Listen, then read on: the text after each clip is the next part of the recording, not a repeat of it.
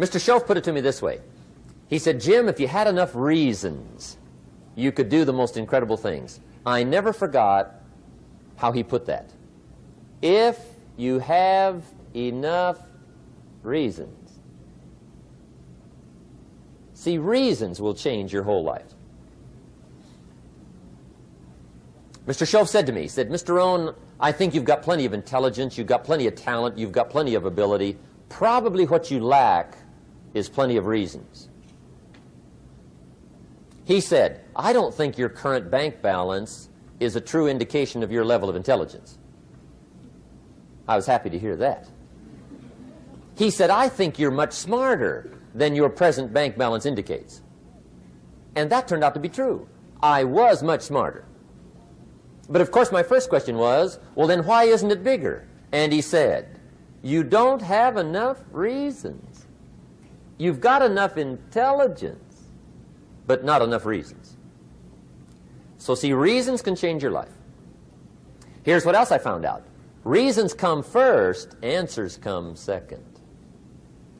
You don't get the answers to do well till you get the reasons. Life has a mysterious way of hanging on to all the answers and only gives them up to the people that are inspired by reasons. So reasons make the difference in how your life works out. Now, what are some of the reasons for doing well? Let's go through a quick list called Reasons for Doing Well. First is personal reasons. Some people do well for recognition. Some people do well for respect. Some people do well for the way it makes them feel. They love the feeling of being a winner. Those are good reasons. I have some millionaire friends that keep working 10, 12 hours a day, making more millions. And it's not because they need the money. It's because they need the joy and the satisfaction and the pleasure that comes from being a constant winner. And see, it's not just the money anyway. It's the journey, not the money. Once in a while somebody says to me, boy, if I had $1 million, I'd never work another day in my life. That's probably why the good Lord sees to it they don't get their million, right? They'd quit. They'd quit. Okay. Next is family reasons. Some people do extremely well for other people, and that's powerful. Human beings can greatly affect each other. Sometimes we will do things for somebody else we will not do for ourselves. We're made that way. I met a man one time who said, Mr. Rohn, to do all the things I want to do with my family around the world, he said, I got to have at least $250,000 a year. I thought, incredible. Could a guy's family affect him that much? And the answer is, of course.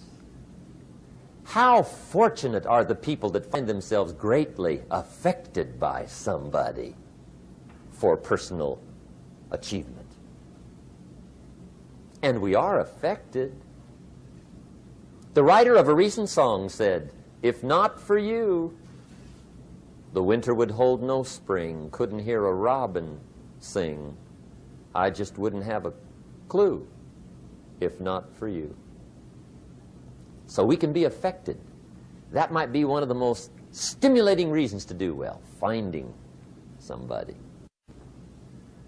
When Andrew Carnegie died, the wee little Scotsman that built the big steel industry, when he died, they opened up his desk, and in one of the desk drawers, they found a slip of paper. On that piece of paper, Mr. Carnegie had written his goal for his life, and he wrote it when he was in his 20s. And on that piece of paper, it said, I'm going to spend the first half of my life accumulating money. I'm going to spend the last half of my life giving it all away. What a goal. He got so inspired by that goal that the first half of his life, he accumulated $450 million. And the last half of his life, He gave it all away. Good question tonight. What's got you turned on? What's got you bombed out of sight to get up early and stay up late and hit it all day? Next question. What's got you turned off? When I found the answers to those two questions, my life exploded into change. I finally found out what had me turned off, and I got that cure. And generally talking a long enough list of reasons, and once the lights went on for me, age 25, they've never gone out. I've fallen out of the sky a few times, but I've never lost that drive to make something new better. And reasons also change. Now, there's another list of reasons called nitty-gritty. Hard little reasons. Sometimes those little reasons are the most powerful reasons that can change your life. Sometimes it doesn't take much. I now carry several $100s in my money clip. It's only a few $100s, but it was one of those reasons turned my life around. Just before I met Mr. Schoaf, I heard a knock at the door. I go to the door, and there's a little girl standing there about this tall selling Girl Scout cookies. And she gave me one of the finest sales presentations I've ever heard. Special deal, several flavors, this whole package of stuff, $2. And with a big smile, she very politely asked me to buy. And I wanted to. Big problem. I'm broke. I don't have $2. And to this day, I can remember the pain and the embarrassment. I'm a father. I'm a husband. I've been to college. I'm working. I'm 25. I don't have $2. And I didn't want to tell her that for some reason. So I did what I thought was next best. I lied to her. I said, hey, look, I've already bought lots of Girl Scout cookies. I've still got plenty stacked in the house, which was not true. But it seemed to get me off the hook for the moment. She said, well, gosh, that's wonderful. Thank you very much. And she went away. When she left, I closed the door, and that was the day I said to myself, I don't want to live like this anymore. I've had it with lying, and I've had it with being broke. I'm never going to let this happen to me ever again. I promised that day I would work as hard as possible and would always carry plenty. It took me a little while, but now I do. It was one of those reasons. And I guess I carry plenty for two reasons. One is the way it makes me feel, but also in case I bump into another Girl Scout selling cookies. Right? I'm ready.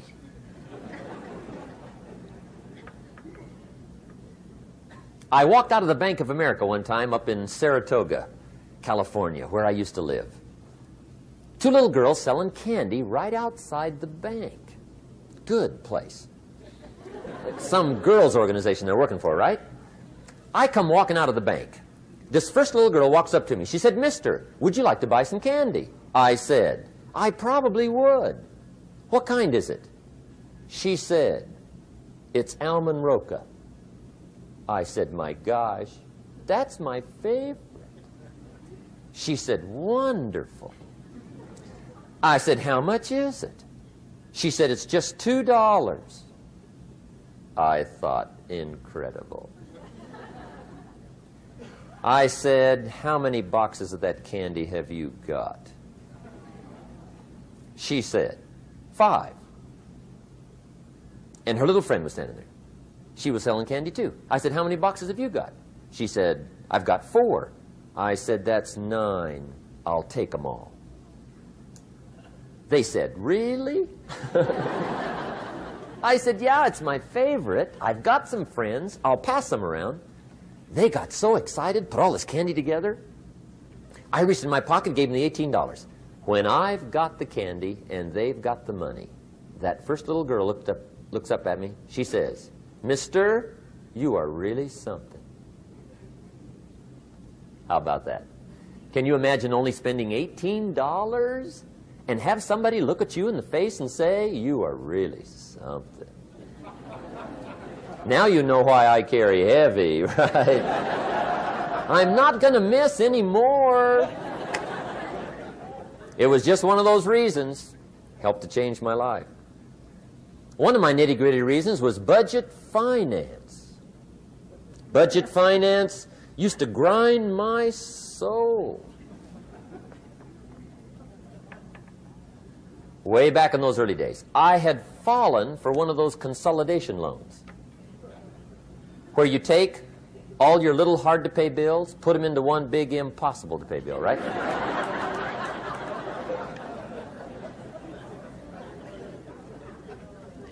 I would get 4 or 5 payments behind. This one guy used to call me day and night. I don't think they're allowed to do that anymore. Harassed me. Threatened to run me in front of the judge. Threatened to ruin my credit. Threatened to embarrass my family. One day he said, "We're going to come get your car, drag it rear end up down the street in front of your neighbors." The guy even called me a flake. And back in those days, I'm broke, I'm pitiful, there's nothing I can do about it. But I never forgot how the guy treated me. And when I met Mr. Schoaf and I got my life straightened out and the money started to flow, that was one of my first projects, budget finance. I poured it on day and night. I finally put all the money together I owed him, which was considerable. I picked a day for the payoff. And when the payoff day came, I put the money in small bills in a big briefcase. And I walked into the budget finance office on Wilshire Boulevard in Los Angeles. The guy who harassed me so often, his desk was about 3 back. I walked right up to his desk, startled him. He wondered what I was doing there. It was the first time I'd been there since I'd borrowed the money, right?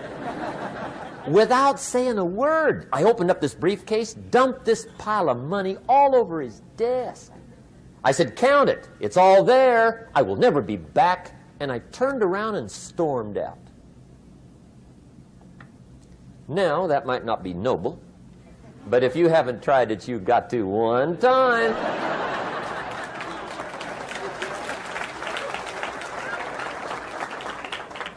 It can be the day that turns your life around. All you need is a reason that turns you on.